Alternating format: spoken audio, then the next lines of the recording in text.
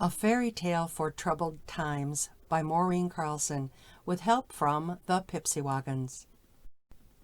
For Cindy Groom Harry, her belief in possibilities was a magic cape which she generously shared with those who walked along the path with her, however briefly. I am grateful. Copyright 2020, Maureen Carlson. It takes one. The magic of one. Once upon a time, in a place where fairy tales grow true, there, in the shelter of a giant oak, dwelt a wizened old troll named Gertrude the Wise.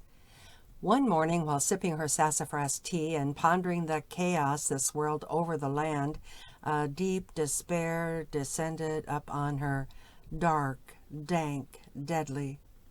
She wanted to do something. She needed to do something. But what? She sat still for quite a long while, savoring her tea. Then she had an idea. It was just a simple thing, but it was something that she could do.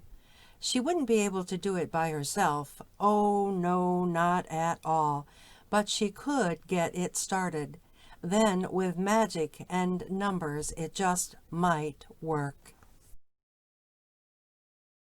Her idea was to make herself available to listen, to just listen, to the stories that the quarreling elves, the angry fairies, and the much aggrieved goblins had to tell.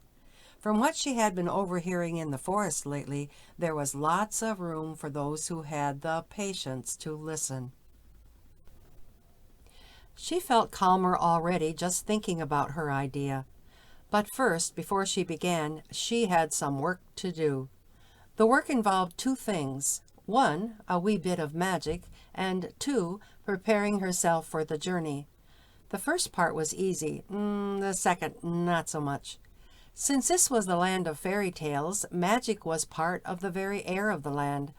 All that she had to do was set an intention, then breathe that magic deeply into every cell of her being until there was no room left for envy or jealousy, greed or ill will. The hard part was letting go of all that. But she knew that she must. Then and only then would she be ready to begin.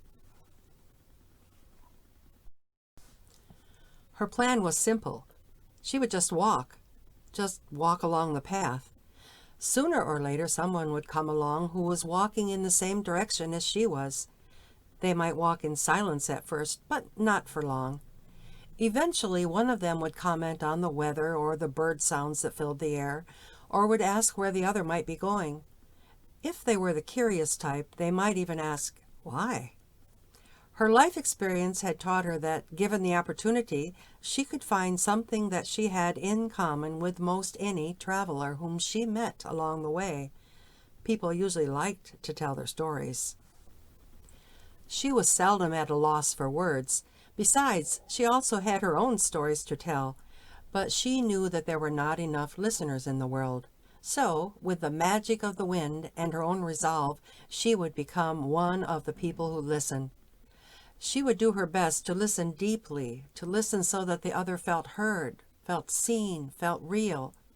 But one person listening would never be enough. She would have to depend on the magic of the wind and other travelers to help her out. She had a plan for that as well. When she met and talked with people along the way, she would thank each one for sharing the journey with her.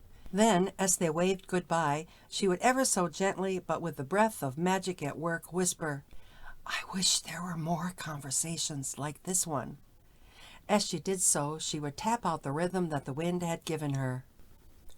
Tap, tap, tap, tap, tap, 1, 2, 3, 4, 5, tap, tap, tap, tap, tap, 1, 2, 3, 4, 5.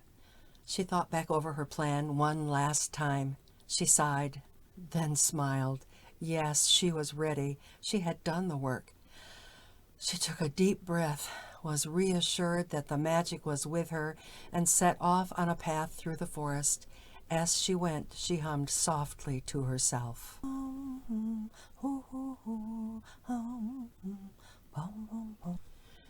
Before long, she met an elf who was on her way to market. They walked together for a bit, talking about last week's torrential rains, how it had affected everyone's mood and ruined part of this year's crop. They looked at each other and smiled a sad smile.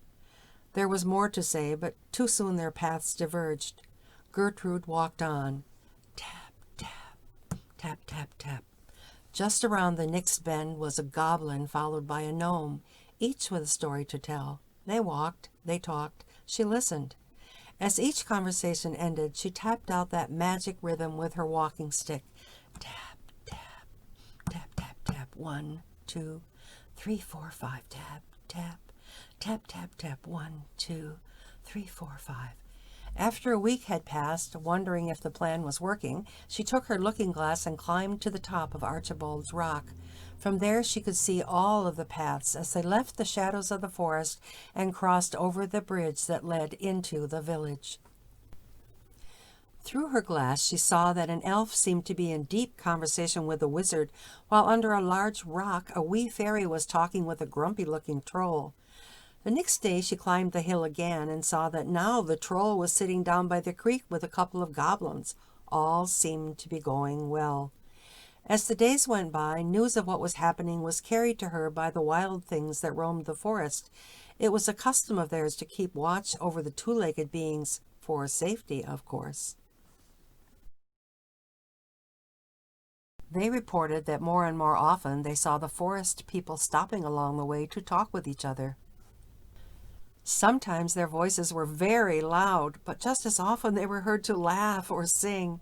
On occasion, some would even be seen dancing as 2 or 3 went off along the path together, tapping out a rhythm with every footstep. The rhythm that they tapped was nearly always the same. Tap, tap, tap, tap, tap. 1, 2, 3, 4, 5. Tap, tap, tap, tap, tap. 1, 2, 3, 4, 5. Unheard by each of them was a song that the wind was singing to the rhythm of the taps. The people make a circle and the circle is one. Each part is unique and yet none are alone. Listen, listen, understanding will grow. Listen, listen, and you will know. When questioned, some said they felt resistance at first to doing so much listening, but their curiosity about the other travelers' stories was so strong that defensive or judgmental words melted in their mouths and came out as thoughtful questions instead. And yes, it did feel weird, but very right, all at the same time. In other conversations, there were moments when the sound of the wind would suddenly become so loud that all talking paused. Paused just enough, it seemed, for the participants to take a few breaths, as if the wind were giving them time to think. Would it? Could it? Had a spell been placed upon them? But no, couldn't be. Could it? Back under the old oak tree, Gertrude the Wise thought about all the stories that were being told and all the listening that was happening between so many different people in every part of the forest and beyond.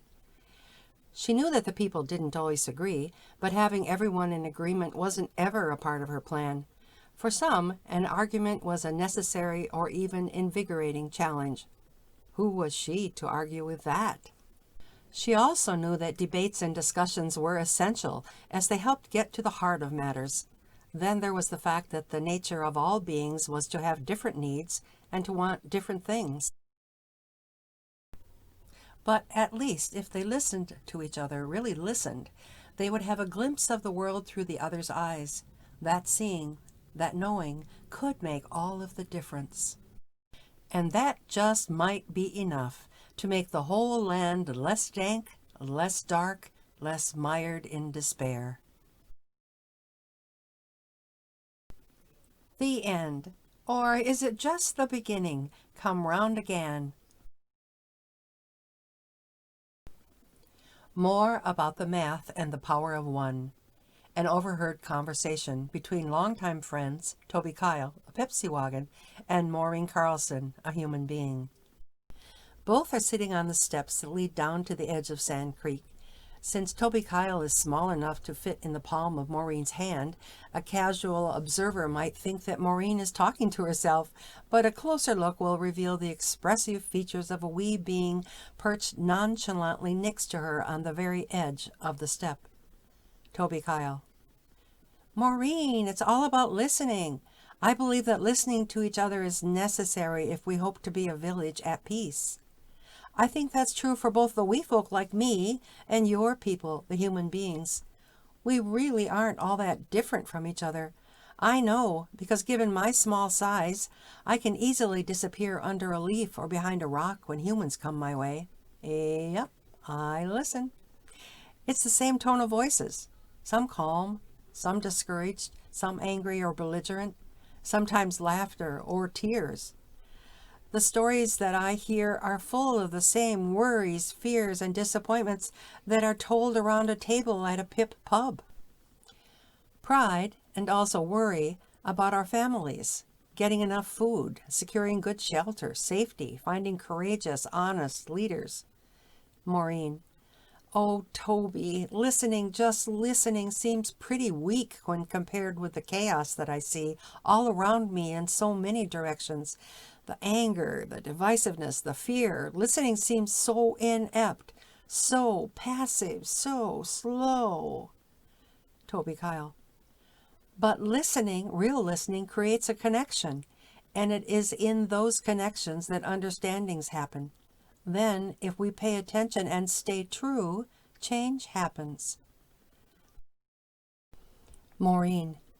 But the problems are so big. What can one person do? Toby Kyle. Ah, Maureen, one person is where the magic begins. It's all about the math. Let me show you. Week 1. One person makes a genuine listening connection with 10 people. Week 2. Those 10 people each make genuine listening connections with 10 more people. At the end of week 2, there are 100 people who have experienced real listening. Hopefully, and this is where trust comes in, it will feel so good that people will just keep on showing up, listening and being true. If this pattern continues for 7 more weeks, at the end of just 9 weeks, there will be 1 billion people who have connected with another in a genuine conversation. Here are the numbers. Week 3, those 100 people each make genuine listening connections with 10 more people. At the end of week 3, there are 1,000 listening connections. Week 4, 1,000 times 10 is 10,000. Week 5, 10,000 times 10 is 100,000. Week 6, 100,000 times 10 is 1 million. Week 7, 1 million times 10 is 10 million. Week 8, 10 million times 10 is 100 million.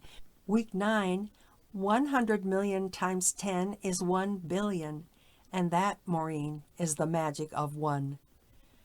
Maureen seems speechless, which is rare. Let the listening begin.